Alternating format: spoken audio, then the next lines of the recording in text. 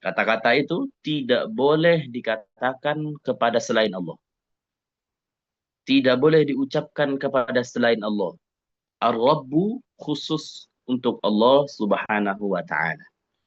Firman Allah di dalam Al-Qur'an, Alhamdulillahi Rabbil Alamin. Segala puji bagi Allah Subhanahu wa taala, Tuhan alam semesta.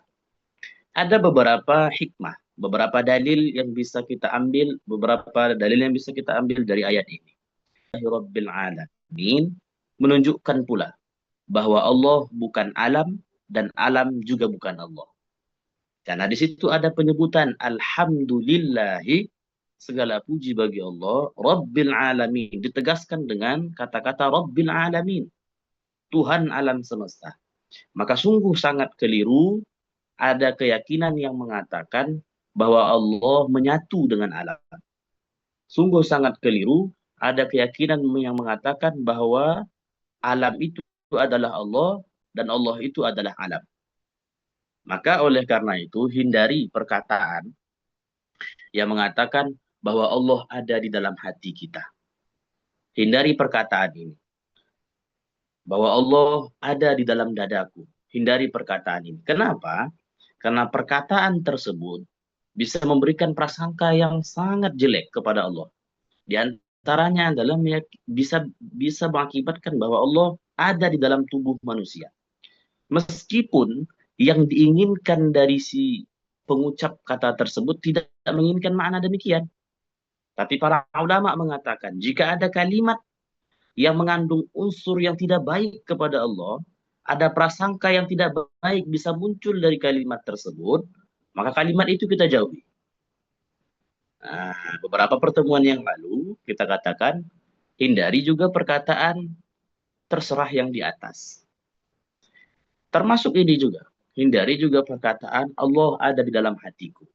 Meskipun maksud kita lain, meskipun maksud kita bahwa kita selalu ingat kepada Allah, kita selalu hati kita tidak pernah kering mengingat Allah maksudnya. Selalu lisan kita selalu basah mengingat Allah. Tapi bukan berarti boleh mengucapkan kata tersebut. Oke bagi kita yang paham dengan makna tersebut. Oke bagi kita yang tidak memberikan keyakinan yang bertentangan dengan agama Islam. Tapi bagi orang yang pertama kali mendengar, mungkin bisa saja salah dalam memahami kalimat tersebut. Maka oleh karena itu, daripada muncul pikiran yang tidak baik atau keyakinan yang tidak baik bagi pendengar kalimat tersebut, lebih baik kalimat itu kita hindari. Nah, lebih baik kalimat tersebut kita hindari. Kemudian, di antara nama yang mulia bagi Allah Subhanahu wa taala Al-Qahiru. Al-Qahir. Apa maksud Al-Qahir? Wallahul qahiru wal qahhar. Ay al-ghalibu li jami'i khalqihi bi qudratihi wa sultani. Allah Subhanahu wa taala yang Maha menguasai. Allah Subhanahu wa taala menguasai seluruh makhluk. Allah Subhanahu wa taala menguasai seluruh makhluk dengan kudrohnya Allah Subhanahu wa taala, dengan kekuasaannya Allah Subhanahu wa taala. Firman Allah di dalam Al-Qur'an, wa huwal qahiru fawqa ibadih. Dan Allah Subhanahu wa taala yang Maha menguasai semua makhluk. Kata-kata fauqa di dalam ayat tersebut, dalam surah Al-An'am ayat 61 itu, bukan berarti fauqa dalam kalau kita terlihat terjemahannya, terjemahan bahasa Arab maksudnya, fauqa itu artinya di atas. Fauqa itu artinya di atas. Tapi bukan berarti bahwa Allah itu di atas menunjukkan suatu tempat atau arah, tidak.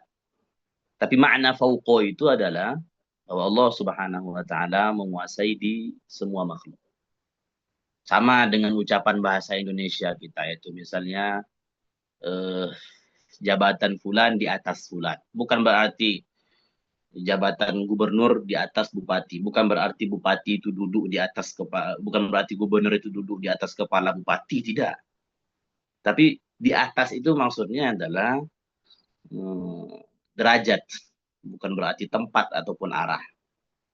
Itu yang dimaksud dalam ayat wa huwal qahiru fawqa ibadihi. Maka tidak dikatakan dan tidak juga dijadikan dalil oleh orang-orang yang meyakini bahwa Allah berada di tempat dengan ungkapannya ini kalimat fauqa. Tidak. Kemudian al-mujib, yang maha mengabulkan. Apa maksudnya? Huwa allazi yuqabilu ad-du'a was-su'ala bil 'ata'i wal qabul bi fadlihi wa mannihi wa karamih.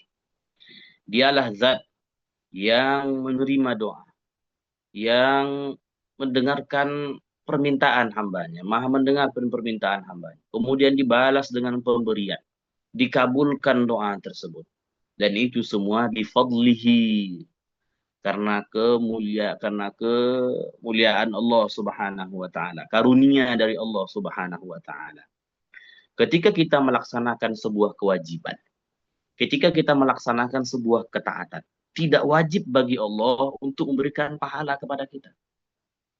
Tidak wajib. Tidak wajib bagi Allah untuk menghindarkan dosa, menghindarkan musibah dari kita, tidak. Tidak seperti keyakinan di luar keyakinan Islam yang mengatakan bahwa wajib bagi Allah untuk memberikan yang terbaik bagi hambanya, tidak. Karena tidak ada yang mewajibkan Allah Subhanahu wa taala, siapapun itu. Kalaulah Allah ada yang mewajibkan baginya, ada yang memerintahkan Allah, seperti yang dikatakan oleh mereka-mereka itu yang di luar akidah Islam itu, maka berarti menunjukkan bahwa Allah dikuasai. Sementara firman Allah dalam Al-Quran, wa huwal qahiru fawqa ibadih, Allah yang maha menguasai, bukan Allah dikuasai. Bukan Allah dikuasai. Nah, sebaliknya, saya sering berdoa, Ustaz.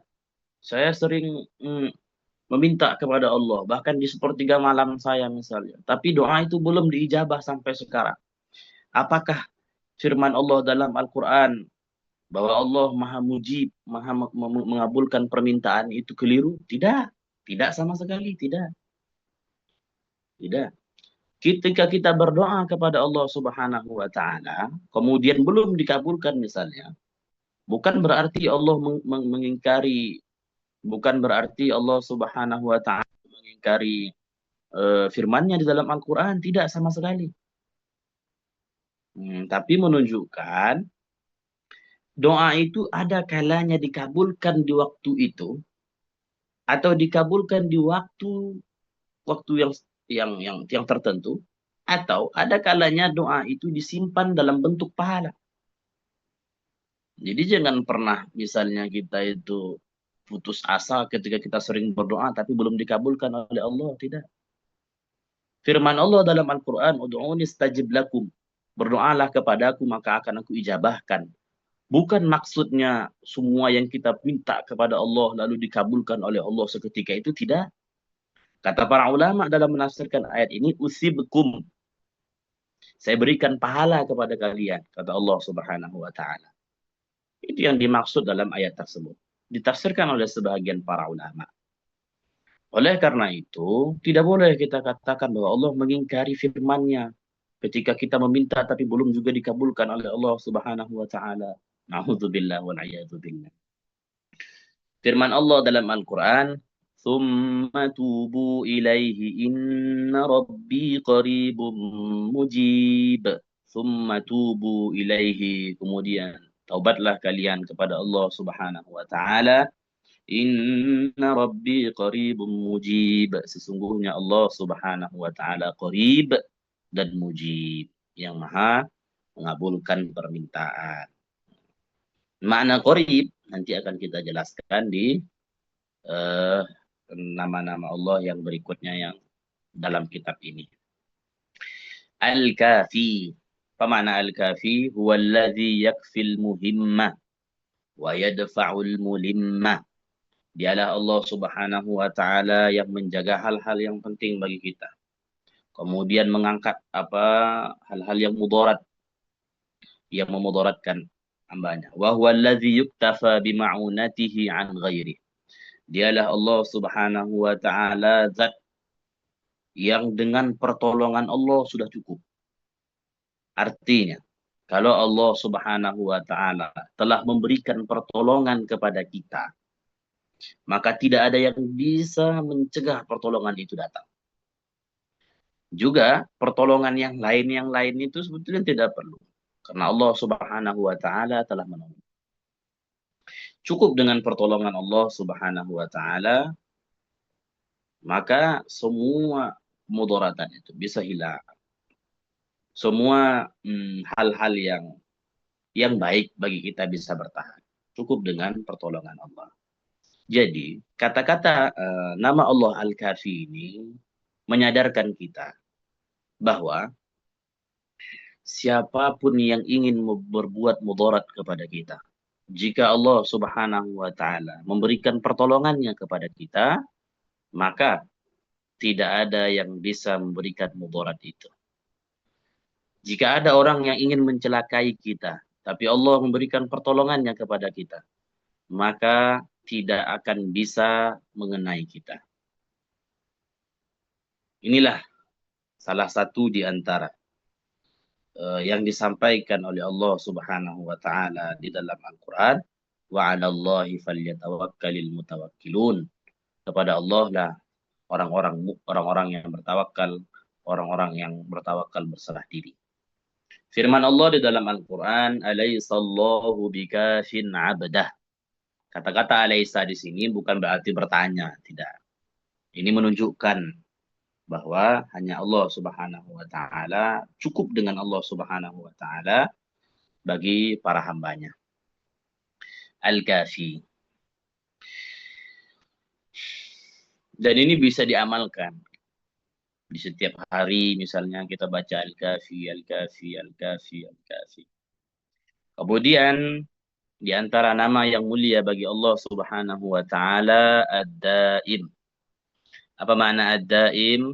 Mungkin sudah dijelaskan dalam penjelasan kitab Al-Mukhtasar. Ad-Daim Al-Baqi, yang maha kekal. Allazi la yamut, yang tidak akan mati. Semua makhluk akan punah. Semua makhluk akan binasa. Bagi yang Allah Subhanahu wa taala kehendaki punah. Tapi Allah Subhanahu wa taala kekal. Baik secara akal ataupun secara syariat. Tidak diterima oleh akal bahwa Allah Subhanahu wa taala itu mati, punah, binasa, tidak. Itulah makna daripada Ad-Daim. Kemudian ada di antara nama yang mulia bagi Allah As-Sadiq. Pemana As-Sadiq? Huwa alladhi yasduqu qawluhu wa wa'duhu. Yani, bahwa apa yang telah Allah firmankan, apa yang telah dijanjikan misalnya di dalam Al-Quran, ataupun yang disampaikan oleh baginda Rasulullah Sallallahu Alaihi Wasallam, pasti akan terjadi. Allah berfirman dalam Al-Quran bahwa adanya hari kiamat pasti akan terjadi. Allah berfirman di dalam Al-Quran bahwa kullu nafsin dha'iqatul maut, semua orang akan merasakan kematian, pasti akan terjadi. Maka semua firman Allah Subhanahu wa taala itu benar.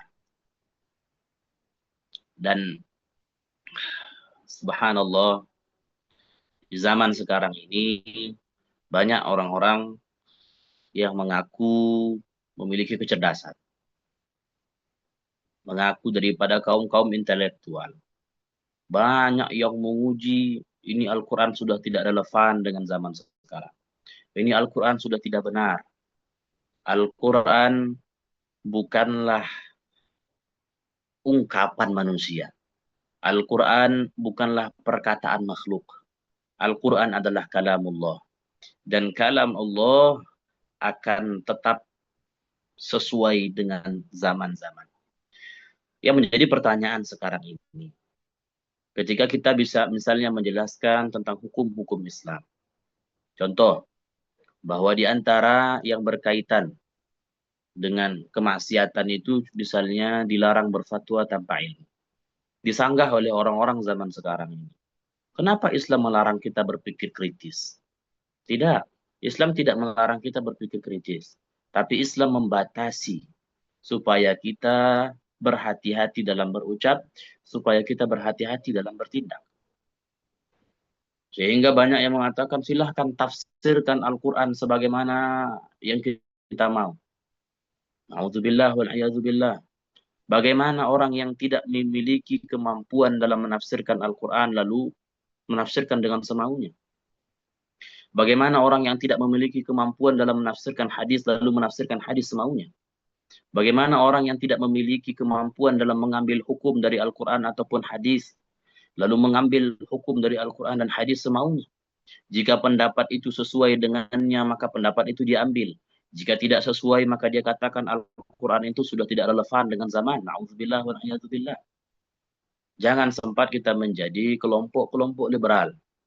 Kelompok-kelompok yang hanya mementingkan kemauannya pribadi. Sehingga yang benar dan sesuai dengan pendapatnya dia katakan benar. Dan kalau seandainya yang benar itu tidak sesuai dengan pendapatnya, dia katakan tidak benar. Na'udzubillah wa na'udzubillah. Kebenaran itulah yang patut untuk diikuti. Kebenaran akan tetap menjadi benar, meskipun banyak orang yang mengatakan itu tidak benar. Al-Quran tetap relevan, meskipun banyak orang yang mengatakan Al-Quran tidak relevan. Logikanya sederhana saja. 1+1 tetap 2. Meskipun ada orang yang mengatakan 1+1 itu adalah 5. 1+1 adalah 10. Tidak. Kebenaran Al-Quran telah teruji dari tahun ke tahun, abad ke abad. Sampai sekarang. Tantangan yang diberikan oleh Allah di dalam Al-Quran. Bahwa barang siapa yang bisa mendatangkan satu surah saja. Serupa dengan Al-Quran. Maka silahkan lakukan itu. Tantangan itu masih berlaku sampai sekarang. Dan nyatanya sampai sekarang tidak ada yang bisa melaksanakan tantangan tersebut. Sehingga sukses. Tidak ada. Maka semua firman Allah, semua janji Allah yang disebutkan dalam Al-Quran atau disebutkan oleh baginda Rasulullah dalam hadisnya, semua itu akan terjadi. Bagi orang yang melaksanakan ketaatan, maka dia akan mendapatkan pahala dari Allah Subhanahu wa taala. Pasti.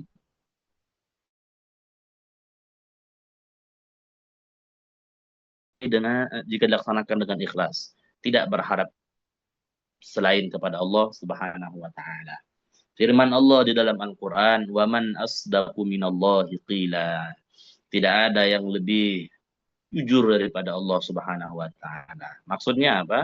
Semua yang telah Allah sampaikan baik dalam Al-Quran misalnya ataupun melalui baginda Rasulullah dalam hadis Rasulullah, maka semuanya itu benar.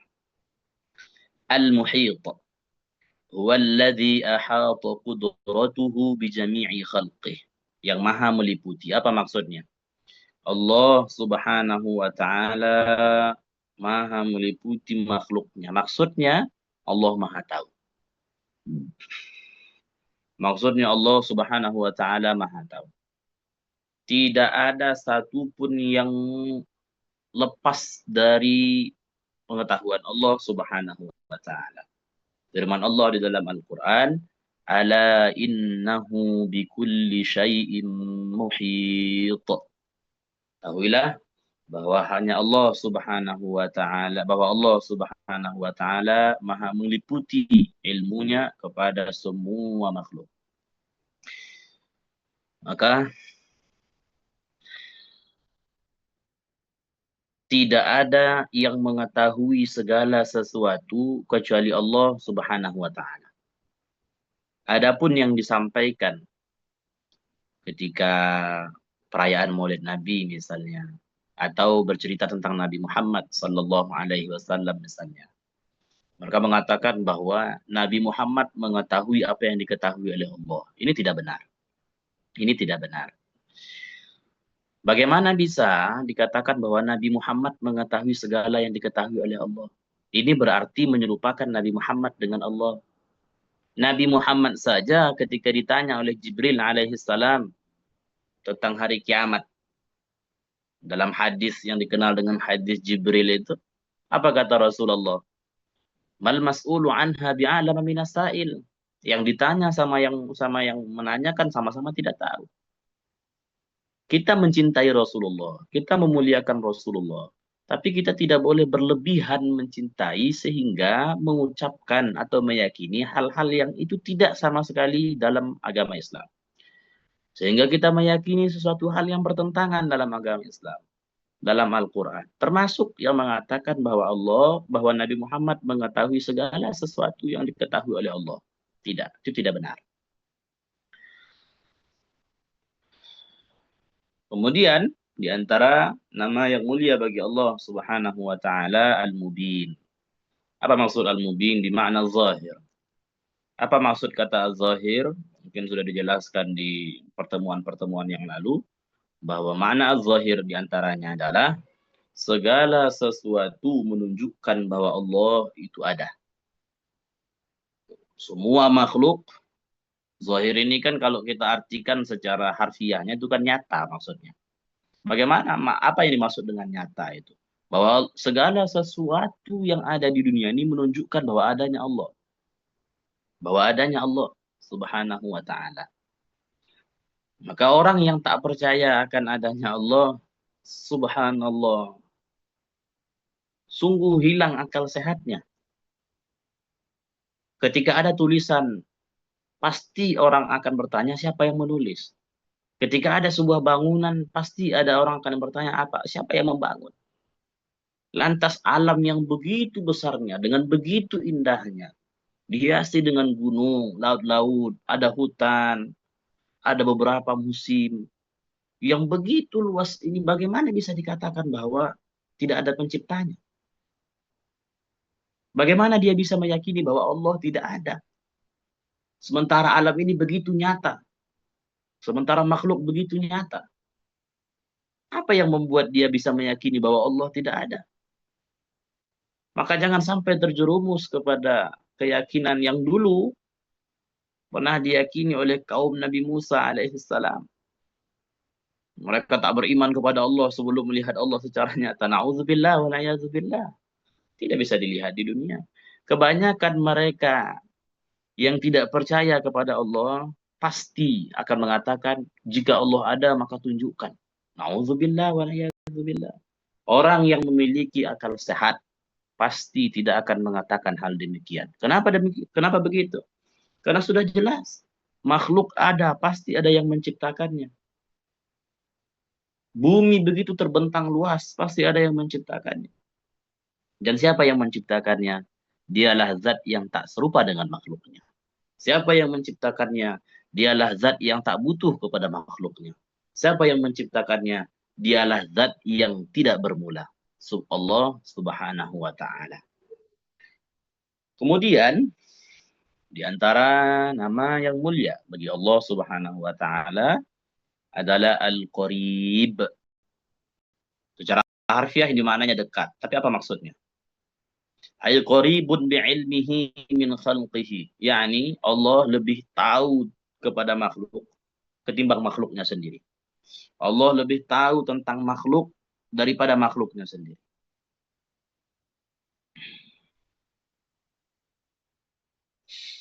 Maka tidak dikatakan bahwa makna dekat ini bahwa dekat secara fisik, tidak. Ada jarak, tidak. Ada tempat, tidak.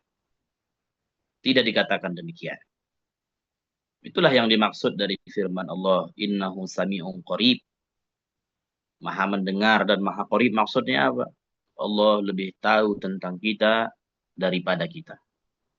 Allah lebih tahu tentang makhluknya daripada kita, daripada makhluknya. Sebab apabila diyakini bahwa Allah subhanahu wa ta'ala itu dekat, berarti bertempat. Jika diyakini bahwa Allah subhanahu wa ta'ala itu dekat, berarti berarah. Sementara arah dan tempat adalah makhluk, dan Allah tak butuh kepada arah dan tempat. Maka tidak boleh dikatakan bahwa makna qarib di dalam Al-Quran itu dekat secara fisik, tidak. Tapi maksudnya adalah Allah lebih tahu. Allah lebih tahu tentang makhluk daripada makhluknya.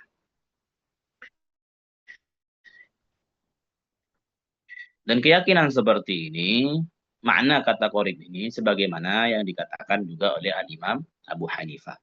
Jadi ini bukan penafsiran baru, bukan penafsiran kontemporer, tidak.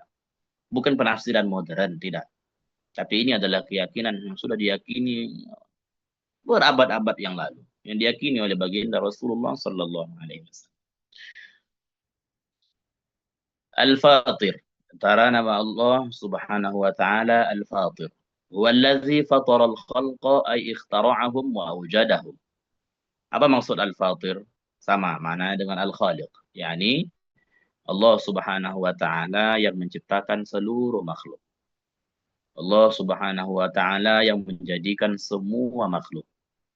Firman Allah dalam Al-Qur'an, Alhamdulillahi fatiris samawati wal ard. Segala puji bagi Allah Subhanahu wa taala yang menjadikan langit dan bumi. Al-Allam. Apa makna kata Al-Allam? Bimakna Al-Alim. Al-Alam sama maknanya dengan Al-Alim. Yang maha mengetahui. Segala sesuatu Allah tahu. Tindakan kita baik dalam keadaan sunyi atau dalam keadaan ramai orang, Allah Subhanahu wa taala tahu. Tindakan yang kita sembunyikan atau yang kita tampakkan, Allah Subhanahu wa taala Maha tahu. Maka di pertemuan awal kemarin kita mengatakan, kalau seorang tersebut faham betul makna sifat-sifat Allah, faham betul tentang sifat-sifat Allah Subhanahu wa taala, akan sulit bagi dia untuk melaksanakan kemaksiatan. Kenapa? Dia faham bahwa Allah Maha melihat, dia faham bahwa Allah Maha mendengar. Maka kajian tentang tauhid ini, kajian tentang mengenal Allah adalah kajian yang sangat penting dan berkaitan erat dengan ibadah. Berkaitan erat dengan keabsahan ibadah kita, berkaitan erat dengan kekhusyuan ibadah kita. Bukan malah mencela kajian tauhid misalnya. Ada orang kadang ketika diajak misalnya dalam membahas ilmu tauhid, dia katakan sudahlah. Kenapa harus membahas ilmu tauhid itu saja? Paling yang dijelaskan Allah ada tanpa tempat, Allah ada tanpa arah, Allah tak butuh kepada makhluk. Tapi dia tidak mengetahui bahwa itulah yang pertama kali diwajibkan kepada seorang hamba. Itulah yang pertama kali diwajibkan bagi seorang mukallaf untuk mengetahui. Sampai di dalam azan kalau kita lihat, asyhadu an la ilaha illallah wa asyhadu anna Muhammadar Rasulullah. Kenapa sering-sering digaungkan kalimat tauhid? Kalau tujuannya bukan untuk kita faham benar. Kenapa sering digaungkan kalimat tauhid? Kalau bukan tujuannya untuk kita pelajari dengan benar. Karena jika tauhid seseorang telah sedikit atau bisa rusak misalnya, tauhid seorang misalnya sudah rusak, semua amal ibadah yang dia laksanakan hilang. Nauzubillah wa na'udzubillah. Dan paling dahsyatnya, keburukan yang telah dia laksanakan tetap.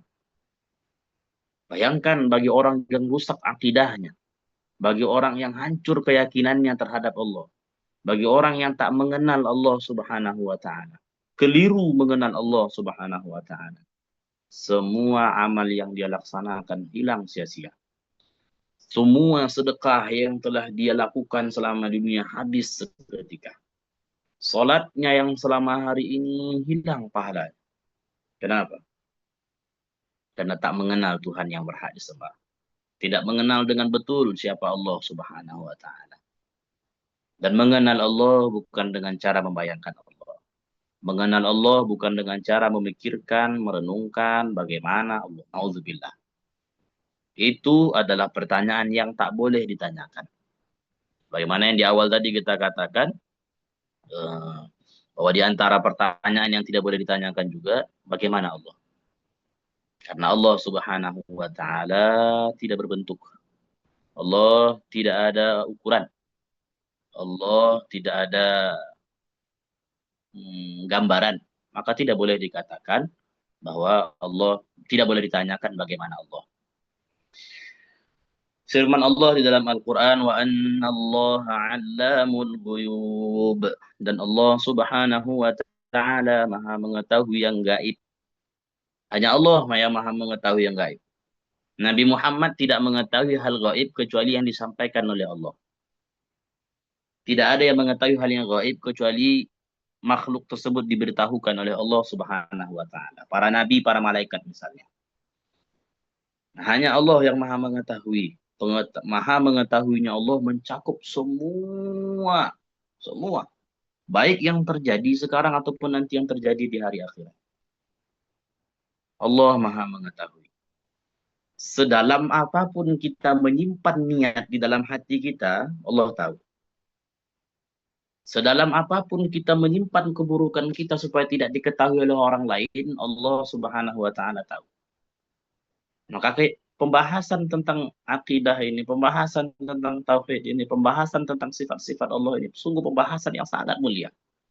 Maka oleh karena itu nasihat kepada diri saya sendiri khususnya dan kepada kita semua,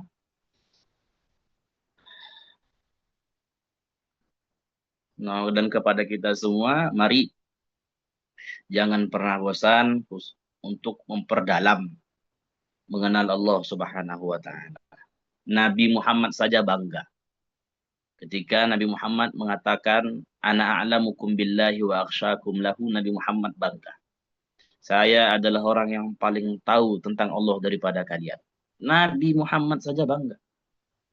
Apakah kita tidak ikut bangga ketika kita melaksanakan apa yang dilaksanakan oleh baginda Rasulullah Sallallahu Alaihi Wasallam? Karena hakikat cinta Nabi itu adalah mengikut apa yang disabdakan oleh, mengikut perintah beliau. Innal muhibba lima yuhibbu muti'. Kalau kita itu memang cinta kepada Rasulullah, kalau kita itu memang sayang kepada Rasulullah, maka kita ikuti apa yang telah beliau lakukan. Di antara yang beliau lakukan adalah beliau menyebarluaskan makna-makna dari kalimat-kalimat tauhid yang ada di dalam Al-Quran. Beliau selalu menggaungkan la ilaha illallah.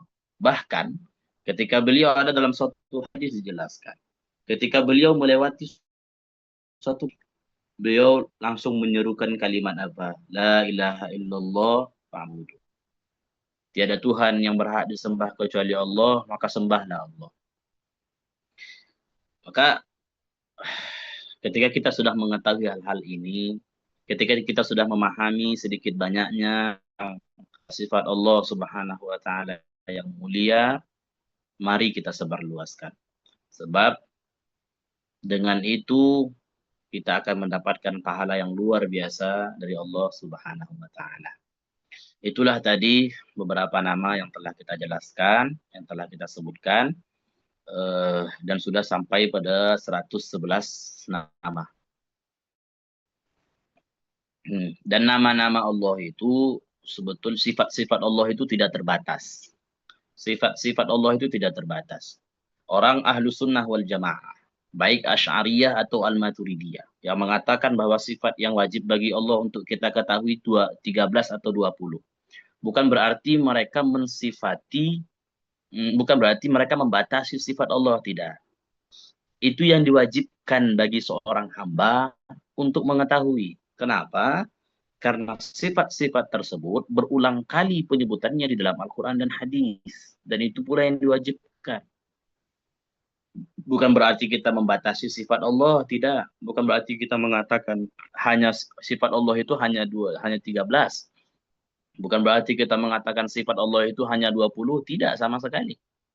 Tapi itu adalah sifat-sifat yang wajib kita ketahui, yang fardu ain hukumnya diketahui oleh setiap orang, oleh setiap mukallaf. Fardu ain hukumnya. Nah, mudah-mudahan kajian kita pada malam hari ini membawa keberkahan dan menjadikan kita orang-orang yang giat dalam melaksanakan ketaatan kepada Allah Subhanahu wa taala, lebih ikhlas, lebih tulus dalam melaksanakan ketaatan kepada Allah Subhanahu wa taala. Mungkin ada pertanyaan bunda-bunda, teman-teman, Bapak Ibu. Kalau seandainya ada pertanyaan silahkan monggo ditanyakan sebelum kajian ini kita tutup.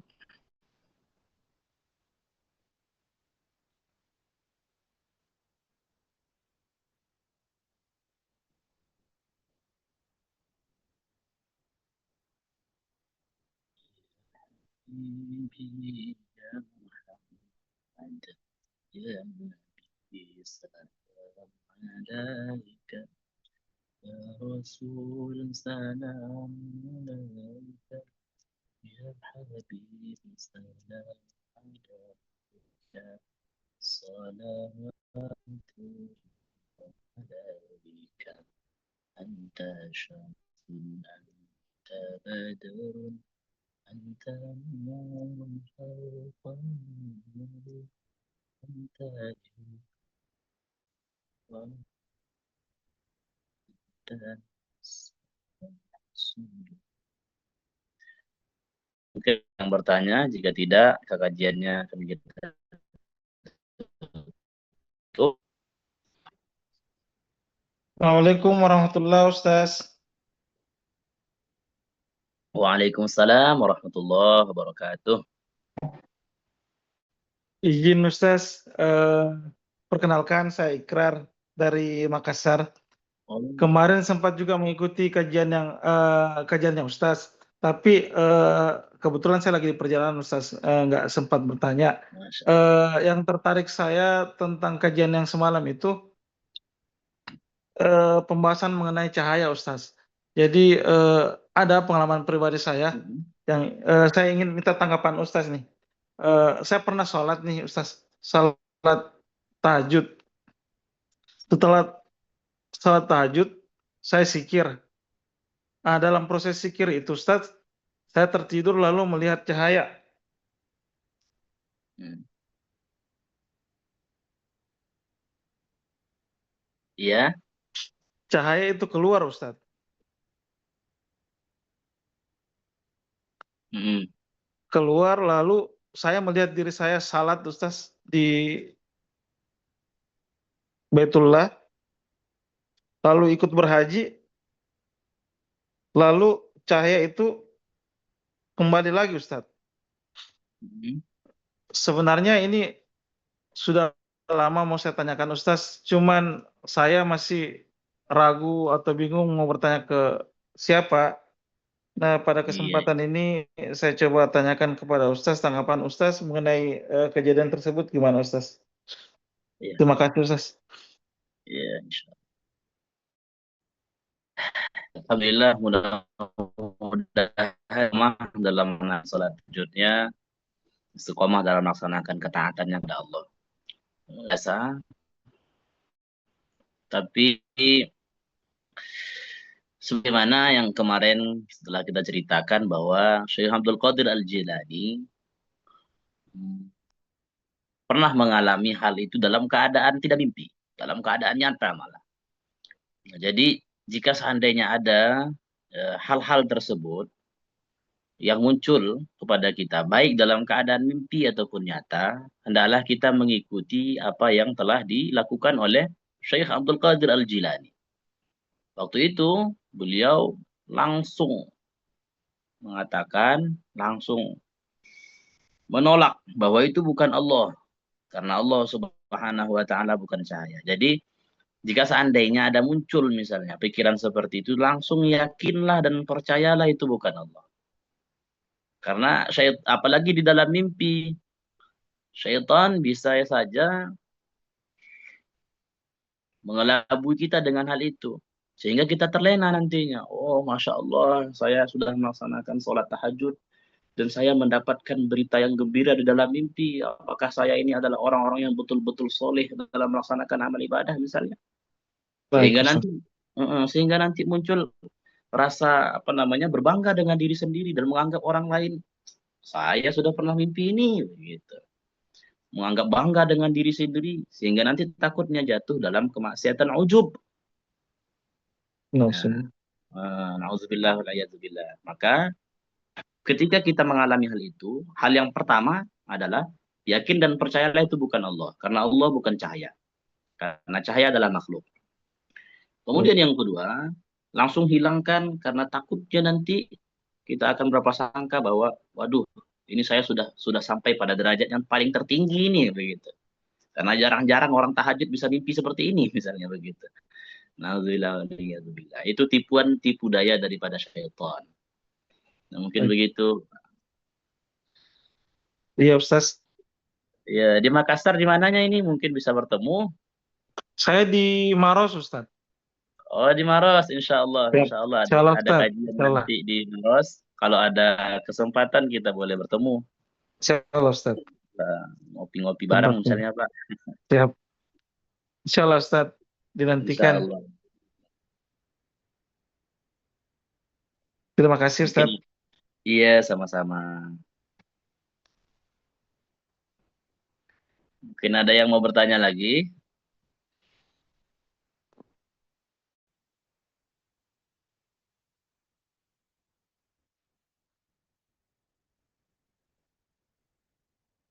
Iya, sepertinya sudah tidak ada. Mudah-mudahan kajian kita pada malam hari ini bermanfaat bagi diri saya, bagi kita semua, dan menjadikan kita orang-orang yang lebih bertakwa lagi, yang lebih meningkatkan lagi keimanan, ketakwaan kita kepada Allah Subhanahu wa taala. Mari kita tutup dengan bacaan tahlil, salawat, istighfar dan doa. La ilaha illallah. Allahumma salli ala sayyidina Muhammad wa ala alihi wa sahbihi wa sallim.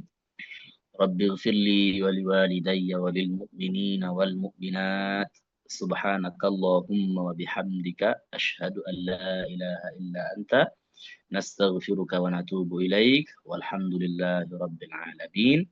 Izin pamit undur diri. Barakallahu fikum. Wassalamualaikum warahmatullahi wabarakatuh.